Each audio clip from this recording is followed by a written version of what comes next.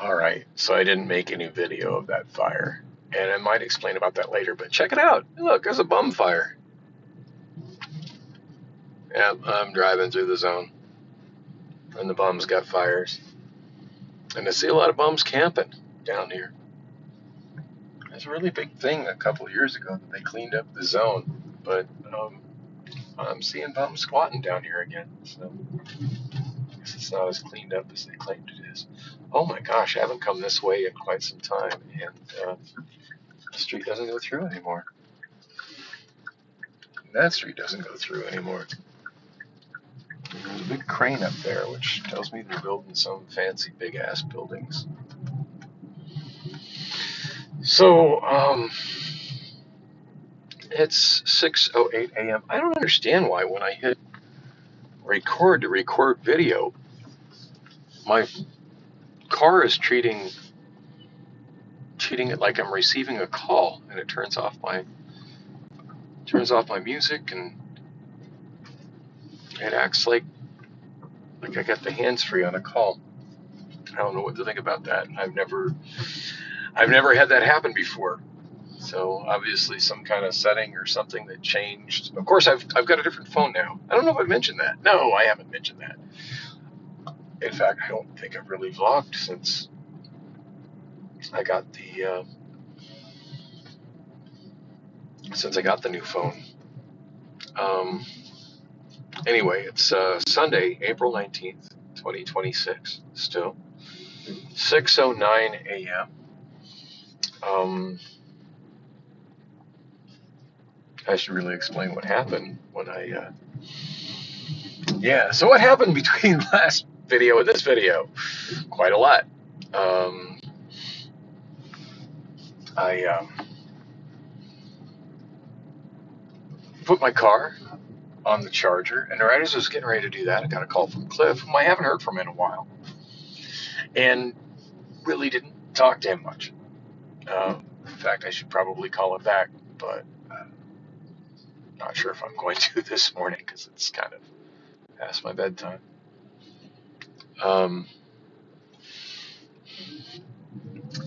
Anyway, as soon as I stepped out of the car to connect the charger, it smelled like toxic smoke over at the Arizona Department of Administration building, where the super cheap fast charger is. And as I started walking towards where the fire was there on 17th Avenue, the smell got worse. It smelled like smoke, but it smelled like toxic smoke. As far as to say what it is, I don't know, but my eyes still hurt a little bit from it. The plan was to get video of it, but as I walked away from the car, I was on the phone with Cliff. And stopping and talking to the random homeless people that were asking what's going on, just to see, hey, did you guys, see what's going on over there? See the shooting fire? Do you smell that? Like, are we safe here? Should we be breathing? Should you all be breathing this? And the anyway, and then something very unexpected happened.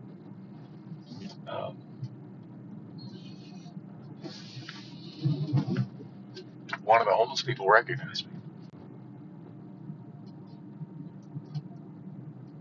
And come to find out, it's somebody I've known for like 20 years. An old friend of one of my sisters. And without going into details, she's on the streets and just got released out of jail and is going through some shit. Anyway, I haven't seen her in a long time, so we walked from there. At that point, I was at, like, the railroad tracks and 15th Avenue, so 2 blocks away from the fire. And as I was walking, I heard a lot of sirens and stuff, so the fire department showed up. As you see the first video, there was no fire response there at all when I drove underneath the 17th Avenue overpass by the the fire was just shooting up. It was crazy. I was shooting up. Like it wasn't, oh, it was shooting, straight into the air. And and then as I got close, I could hear all those pops and explosions. So I have no idea what it was at this point, but um,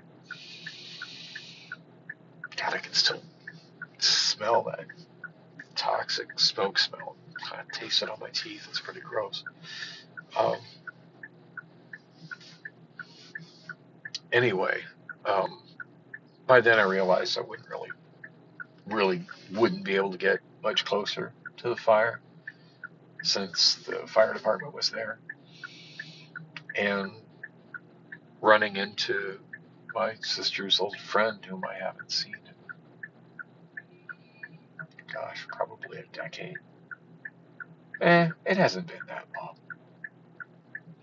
I think the last time that we hung out was when I was hosting karaoke over at Pollock's Cocktails, and I do believe her and my sister came to one of my shows at Pollock's. So that wasn't that many years ago. I forget how many years ago it was, but it was, after the pandemic, so definitely less than 10 years. Anyway, it feels like it's been forever since I've seen her, but only a few years, but a whole lot can happen with people in a few years. And apparently she's been going through some really rough times.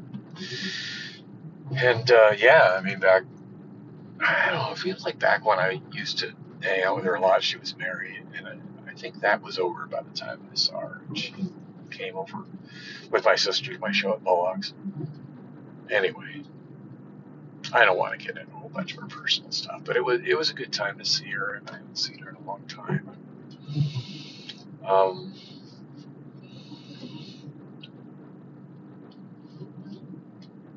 God, if my place was, if Katrina wasn't still living with me, I probably would ask her to come stay at my place. If my place was, I don't know, I would, but right now with Katrina there, I don't think it would work out. That's probably just getting more involved than I should be getting involved with somebody who I haven't seen in a long time, especially as much as I'm battling loneliness these days. But um, I gave her my phone number and my email address. Hopefully, I hear from her. She seemed really down to want to hang out and stuff, kind of get me out of my shell because I've really been in my shell lately. I've been spending days at a time in bed, just not even coming out.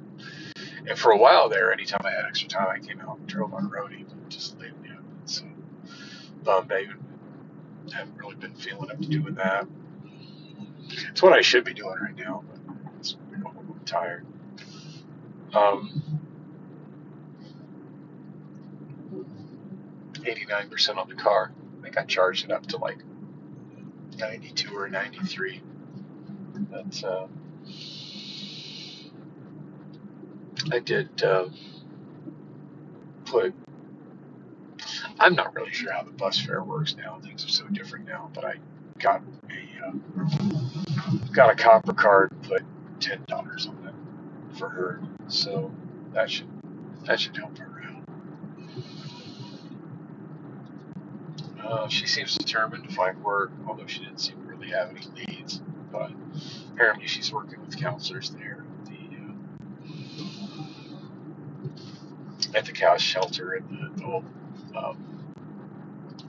I forget what that campus is called, but if you go back to my blog far enough, I mean, there was times I was going there myself trying to get some help. So there's programs available, and she seems pretty determined to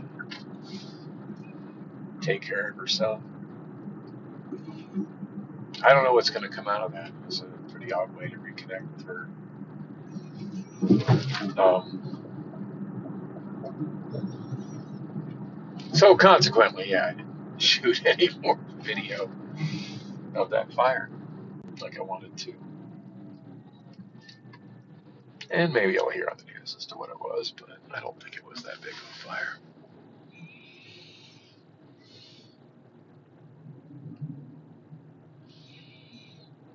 Anyway, as for the new phone that's making my car act like it's making my car act like it's on a hands-free phone call just because I'm recording video. I'm just bewildered by that. That's never happened before. That happened, I don't know, about a month ago, a little over a month ago. Crazy, crazy thing. I was out doing roadie, and I called to do the automated. Usually I never talk to a person. I just go through the automation and press one, press two, and send the automated voice, and press one and press two, and so on and so forth. Um, and I pay. I have to go through two separate menus to do it. For bundled services, Cox can't seem to get their shit together with their payment. I end up having to pay for my mobile phone service and my home internet separately. Oh, look, there's a Waymo hanging out over there. I find it fascinating where Waymos will just sit and camp out waiting for work. Those clankers just do what they want to do. They just go around and mind their own business. But it's just kind of funny seeing them park places. Um, yeah, I called to do that, and my balance due was like twice what I expected it to be. And I tried to get through to a person to get an explanation as to why my bill was twice what it would normally be. Because even though it was a pain in the ass having to pay both things separately, I could do it in one phone call. It just, I don't know. I call SRP to pay my power bill, and I'm on the phone for like a minute, if that. The automation is really good. And then when I do the call and pay my bill with Cox, it's like so many touch tone. I mean, I've gotten to the point where I put it on my screen there, and I can do the touch tones, and I can do it as I'm driving, and it's awkward, but it's not so awkward that and usually I'll do it while I'm parked, but yeah, to figure out what the hell was wrong with my bill was something I have to talk to a person for. And I go to talk to a person. Long story short, they absolutely would not talk to me about my account because they were sending me a text message to my old phone number that I don't have anymore, and I couldn't tell them what that number was. And I could see if I was trying to tell them, well, I have a new number, so texted to that new number, yeah, I could see where that would be questionable. But I was literally asking them to send the text message to the number that I'm paying the bill for with Cox. Like, if you have any questions whether or not that's my phone number, I don't need to tell you that phone number. The phone number that is associated with this bill, send the text message to that number. Send the code to that number. And I couldn't get them to wrap their heads around that. It was the most frustrating. I was just yelling, and I don't yell on the phone. And I was just so angry, and I need to talk to your supervisor, and I just couldn't believe how stupid it was. Like that's not my phone number. Well, you need to respond to that. I'm like, I can't respond to that. That's not my phone number anymore. And the fucked up thing is when I was dealing with the automation, when I called and pressing one, press two, it said, press one if this phone number is associated with your account. And I pressed one. So obviously they've got the number associated with my account. It's not like I'm calling from a number that's not associated with my account. Why could they not send the text message? I don't know. Just stupid. Just bad customer service. Because they're the Cox at Cox, basically. The only thing that they said that was useful was, hey, you're going to have to go to a Cox store, show ID. I was so frustrated, and I'm working. I'm busy with roadie on that day. I did manage to get to a Cox store, and I wish I could remember the name of the guy that helped me, but that guy was amazing, and I was really struggling, and he was even struggling with the stuff. Like he's like, you know what, just sit down and relax. You've obviously been through it, and just. But yeah, like at one point they were wanting me to use my old phone, to take a picture of my ID, and then their automation was rejecting the picture of my ID because it was too blurry. Well, yeah, it's too blurry because the lens on my phone is worn out. I can't make my phone take any less blurry pictures. And why do I need to have your software do this when I'm here at a store with actual people that can look at the ID with their eyes. Like, Cox has just gotten ridiculous with this stuff. And I tell you, if they had any other, if I could get cable internet through somebody else at this point, I think I would switch. It was terrible. And thank God, like the guy who was helping me at the Cox store was amazing. And I was actually at the Cox store out of Queen Creek. So shout out to those guys. I wish I could remember his name, but the dude was amazing. But yeah, he took care of everything and was looking at my phone, which is getting to be in pretty rough shape.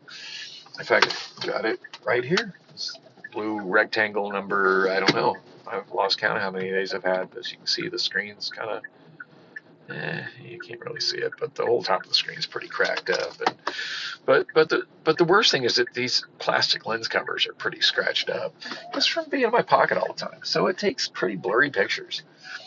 And um, yeah, I knew there was a new version of the phone because that's a 2023. Wait, no, it's a 2024. It had several of these. Motorola G Play 2024, and they didn't make one for 25, but the 26 is out now. And I've been getting promotional emails and texts about it to upgrade to it, but the price has been about 150, and it's like, the other one's still working. Fuck it, I don't need a new phone. I'm still trying to get myself out of debt, so I'm not trying to spend 150 on something I don't absolutely need. And the the um the finally got my green arrow.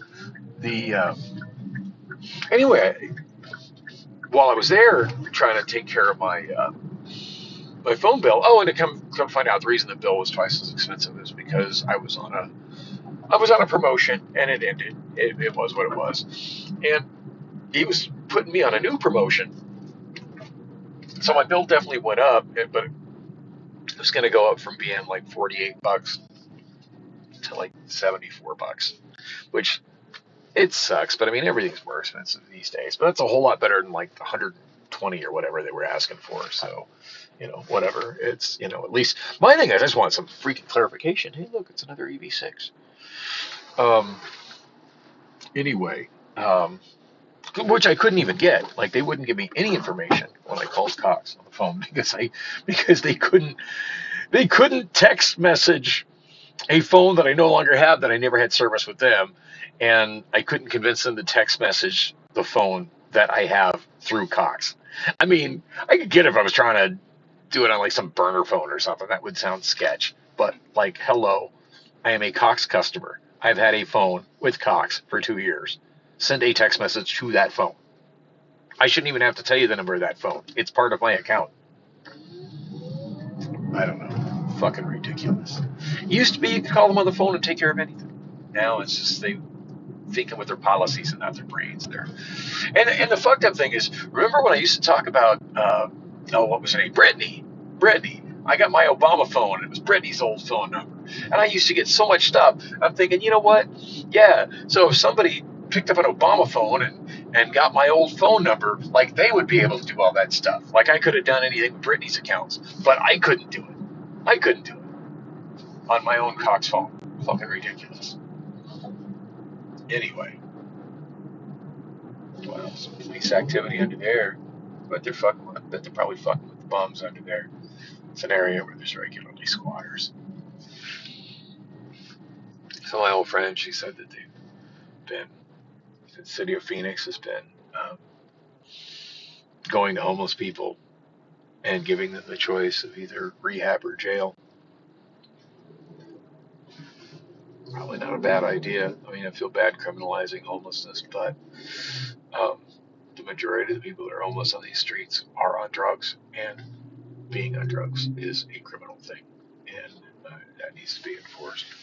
So I'm pretty sure that's what's going on here on the left.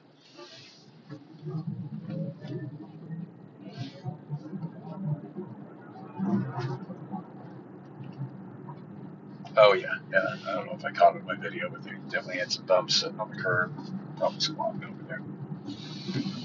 Um,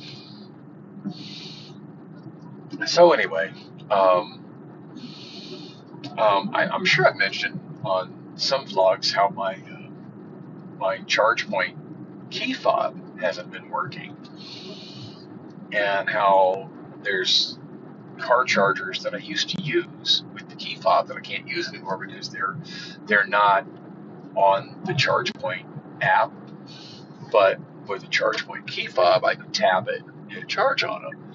And there were quite a few chargers like that I used to use, and I haven't been able to use them since my key fob stopped working. And I had got through to ChargePoint customer service, and they were supposed to mail me another key fob. I don't know if I just never got it or I lost it or what. I don't know. But if I have it, it's in an envelope and it's lost in my apartment somewhere. It never made it onto my keychain. And the other option for tapping with um, with ChargePoint is to use the ChargePoint app, and you tap, and it's just like, using Google Pay or whatever. But come to find out, um, the Moto G Play 2024, which I've said many times, is just an amazingly great phone for as inexpensive as it was. I think my last one I paid like 25 for. I don't think I've ever paid more than like 30 or 35 for one of those phones when it was a newly released phone. And like, that's just such a nominal fee for a reasonably powerful smartphone. And but yeah, one of the corners they cut on it is you can't tap to charge with it. Well, one of the big improvements between the 24 model and the 26 model, my new one has, which is what I'm shooting a video on right now. It has, and I've given it a name. It's I call it Blue Rectangle. That's the name it shows up on in my car. Um, yeah, I